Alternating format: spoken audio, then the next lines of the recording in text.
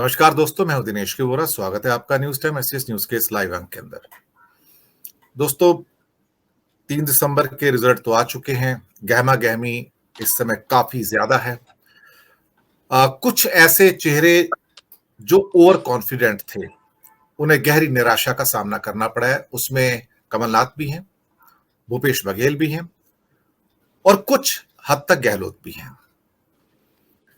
दरअसल आशा की किरणें कर्नाटक में मोदी जी को थी, हिमाचल में थी, लेकिन वहां भी कॉन्फिडेंस शैटर हो गया।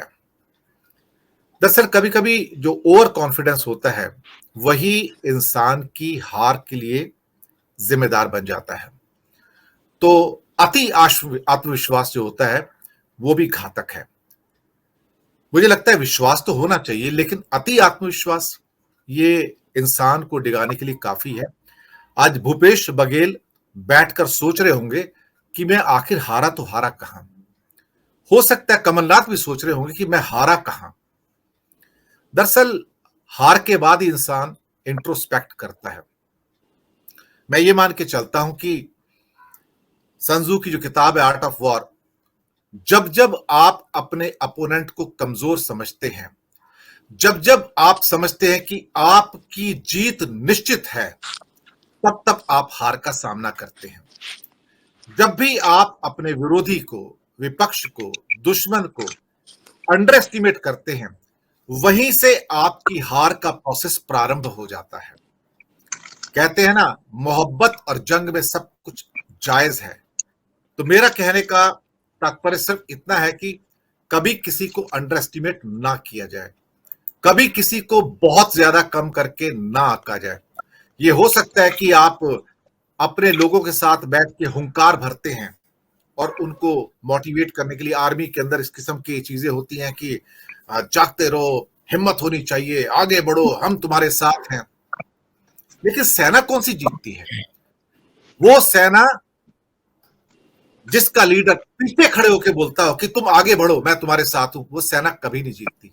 सेना वही जीतती है जहां पर लीडर सबसे आगे आता है और कहता है कि पहली गोली मैं खाऊंगा, तो उनके लोग अपनी जान कुर्बान करने को तैयार हो जाते हैं। शायद अभी कुछ इस किस्म का ओवर कॉन्फिडेंस बहुत सारे लोगों में और बहुत सारे दलों में देखा जा रहा है। कुछ हमारे चैनल्स भी ऐसे हैं जो शायद कुछ चीजों को ग्रांटेड ले रहे हैं कि अब ये तय हो गया है कि कुछ होने वाला नहीं है। मुझे लगता है कि हमें किसी भी कंक्लूजन पर पहुंचने से पहले ये सोच लेना चाहिए कि सामने जो विपक्ष है मरा नहीं है। हो सकता है थोड़ी सी चोट लगी है, लेकिन उसको मरा हुआ समझ लेना मुझे लगता है कि आत्महत्या करने जैसा है। इसलिए मैंने कहा कि इंडिया गठबंधन थोड़ा सा कमजोर दिखा जरूर है, लेकिन मुझे लगता है कि they will make a comeback. और मैं यही कहूंगा कि टाइगर मरा नहीं है, टाइगर अभी जिंदा है। जब इसे मरा समझने की भूल करोगे तो आप समझ लीजिए आर्ट ऑफ वॉर वापस आ जाती है और वही घायल शेर जो होता है आपके ऊपर जब हमला करता है ना, वो और ज्यादा खतरनाक हो जाता है। यही लक्ष्य होना चाहिए, यही जीवन का मूल भी है। इसी विषय पर बात करने के लिए कि टाइगर जिंदा है, यानी कि इंडिया गठबंधन जिंदा है, अंडर एस्टिमेट मत कीजिएगा उसको। लक्ष्य निर्धारित कर लीजिए 17 तारीख को, कोऑर्डिनेशन तैयार कर लीजिए, रिसोर्सेस को चेक कर लीजिए क्या क्या संसाधन आपके पास है, including money and human resources. Strategy को पूरे तरह से बना लीजिए, भले 4 दिन लगे, 3 दिन लगे, हर हफ्ते बैठ जाइए और इंप्लीमेंट कीजिए। रिजल्ट्स आ जाएंगे। ये मत सोचिए कितने दिन बाकी हैं, हो सकता है 70 दिन बाकी हैं, लेकिन बात बन जाएगी। दुनिया में कोई व्यक्ति ऐसा नहीं जो इनविंसिबल ना हो। दुनिया में कोई संस्था ऐसी नहीं जिसे जीता ना जा सके। इतिहास इस बात का गवाह है कि बड़े बड़े महारथी बड़े बड़े रण के अंदर धराशायी हुए हैं। इसी विषय पर बात करने के लिए आज हमारे साथ आलोक भदौरिया जी, प्रशांत गढ़वी जी, अनिल जैन जी और सुनील शुक्ला जी सभी मौजूद हैं। बहुत बहुत धन्यवाद, आपने समय निकाला, हमारे साथ जुड़े। बहुत दिनों बाद आज हमारे साथ गढ़वी साहब आए हैं गुजरात से। मैं ये मान के चलता हूं गढ़वी साहब, पहली टिप्पणी आपसे, कभी किसी को जंग में अंडर एस्टिमेट नहीं करना चाहिए। अति आत्मविश्वास आपके हार की शुरुआत है। गढ़वी साहब। आपने आपकी प्रस्तावना में बहुत कुछ बोल दिया है, उसमें काफी सारी चीजें खुल के बाहर आई है। तो एक चीज बहुत क्लियर है, everything is fair in love, war and politics, वो सब जानते हैं।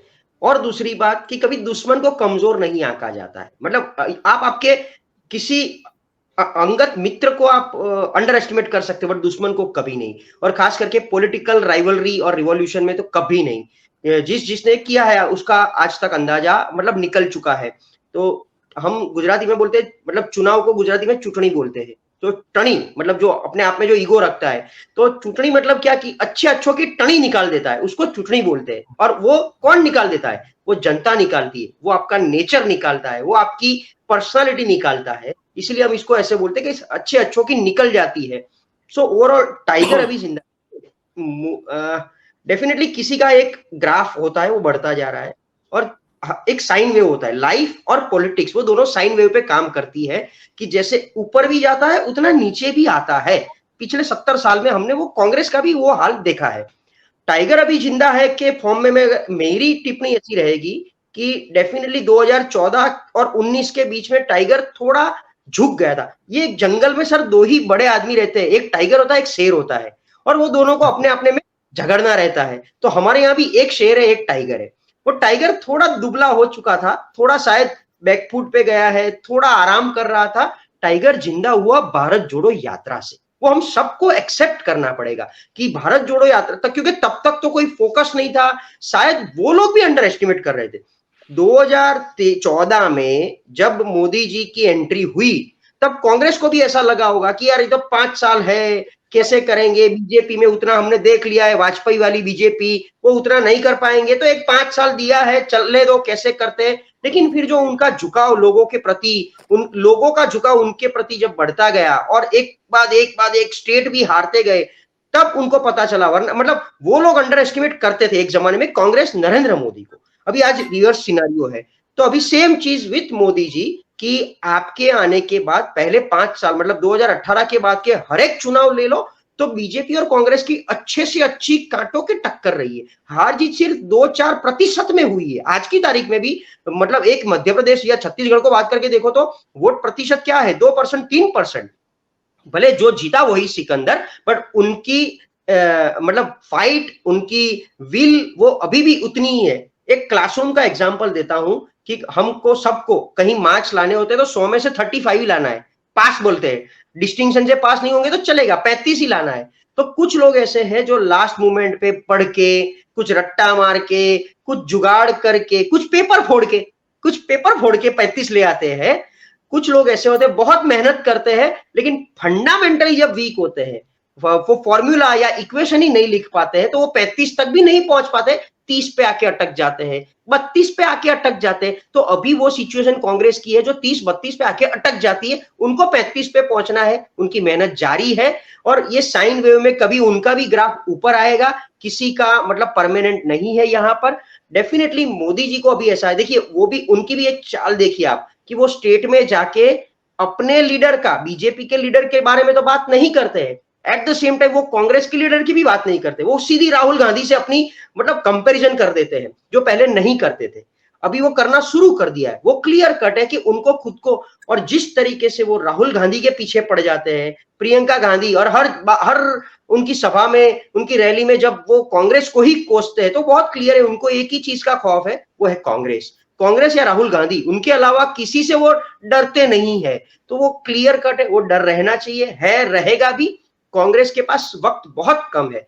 मैं जिस तरीके से आकलन मेरा करता हूं कि अभी 70 दिन बाकी है, कांग्रेस को या यूपीए को या इंडिया गठबंधन को अपनी मेहनत करनी है। क्योंकि देखिए वो सब इकट्ठा करो तो 120 है आज की तारीख में, कांग्रेस 54 पे अटकी हुई है।